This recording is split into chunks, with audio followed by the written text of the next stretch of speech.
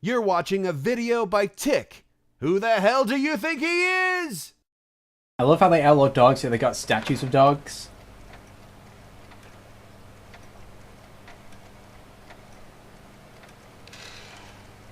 Come in, citizen.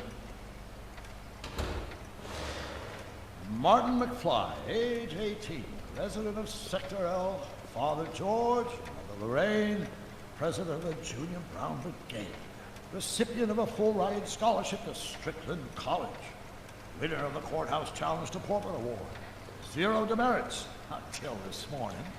The obvious question, Mr. McFly, is, what happened to you? Jesus Christ, Doc, what happened to you? Doc. Interesting. You regard me as a doctor, indicating awareness that you're suffering from some variety of mental disorder. That's a hopeful sign, Martin. Of course, I'm not actually a doctor, but I do have the tools to turn you around and put you back on the road to societal normalization.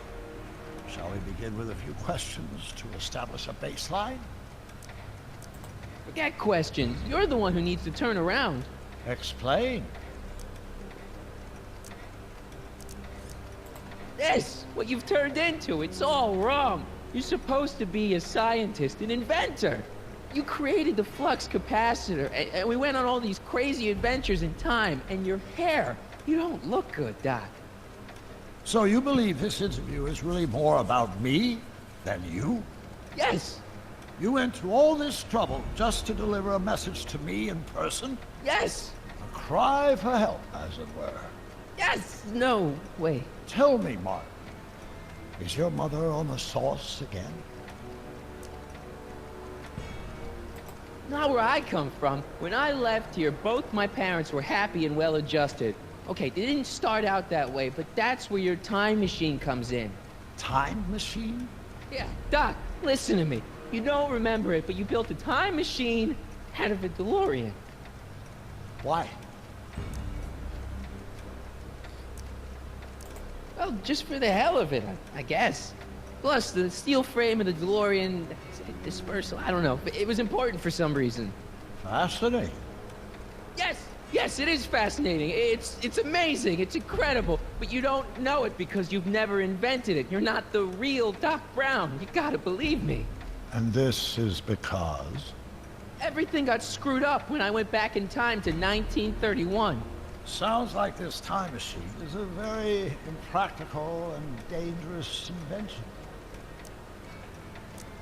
Yes, I mean, no. What I mean is it's messed up a lot of things, but first, it made a lot of things better. Like my mom and my dad. It was only thanks to your time machine that they ever became successful and happy. So they're happy. But they're not, because you summoned me back in time, and somehow your timeline got messed up, and everybody else is along with it. I see. No, you don't. Think back. Don't you remember me? We knew each other when you were 18. I'm Sonny Crockett. Incredible. This case is more serious than I'd imagined. The boy has fabricated an alternate reality.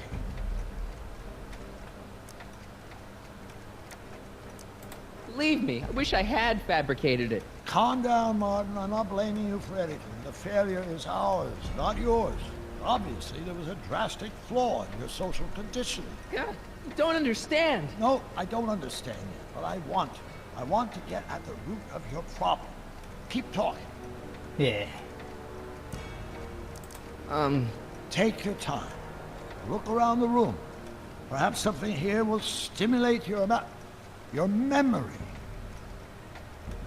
Their idea.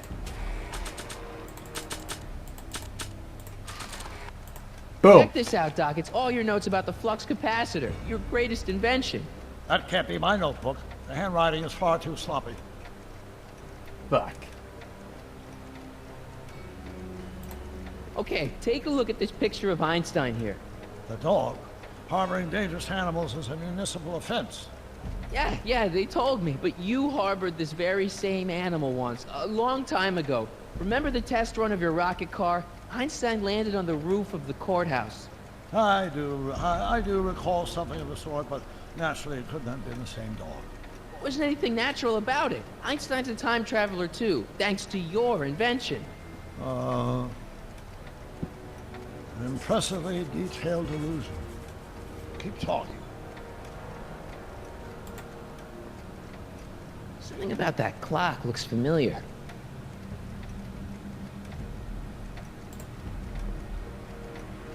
It's all the same stuff I saw on my dad's monitors. I think. The whole town is under surveillance. Okay. So that's what Judge Brown looked like. I never actually saw him. Of course not. He died before you were born. He was my biggest supporter, after my wife, of course. That's a switch. Last time I saw your younger self, you and your dad had just had a big falling out over your decision to become an inventor instead of a lawyer. Isn't that right? Bizarre fantasy life. Go on. Proceed.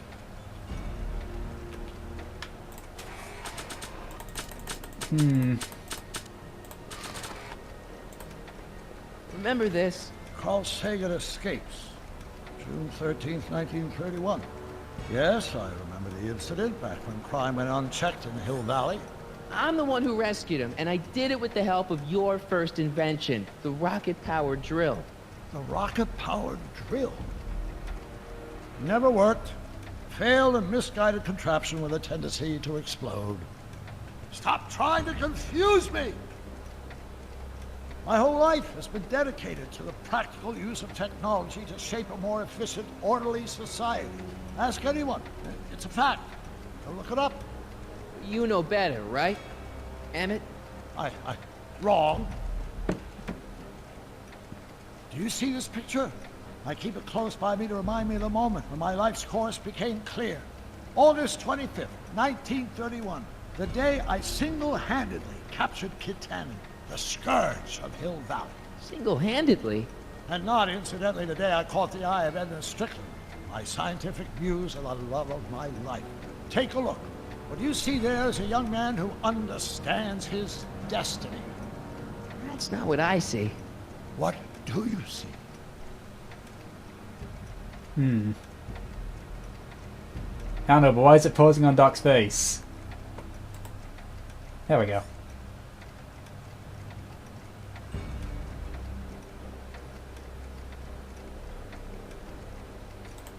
You still got the movie ticket. Indeed I do. A memento of my first date with Edna. I took her to see The Virtuous Husband. And you never saw Frankenstein. You were supposed to go see Frankenstein that night. It was gonna give you the inspiration you needed to pull off your big demonstration at the Hill Valley Expo. Inspired by Frankenstein? How whimsical, not to mention historically inaccurate. My darling wife is all the scientific muse I've ever needed. From my successful demonstration at the 31 Expo all the way up to my cutting-edge Citizen Plus program. Successful? It was supposed to be a failure. Hmm.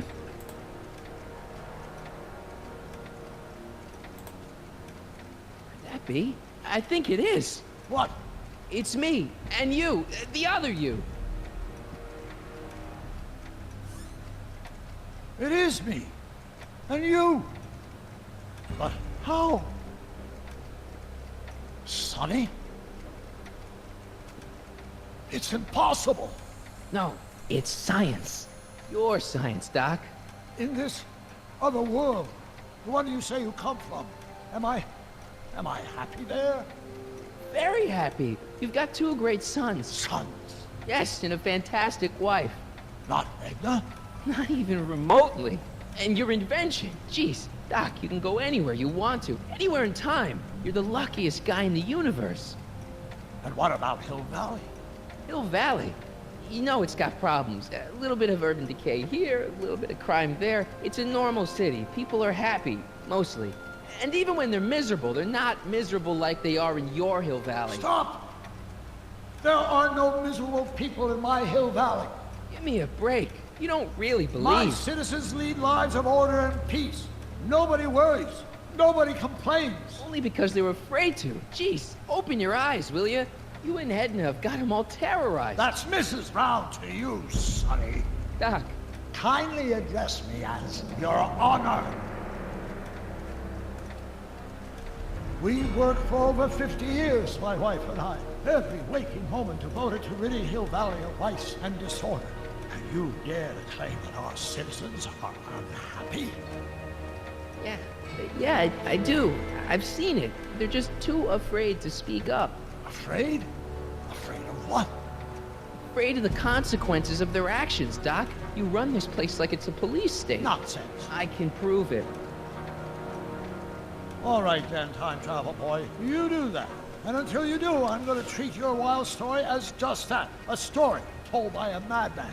And I've determined that the best treatment is simply to let the insanity run its course.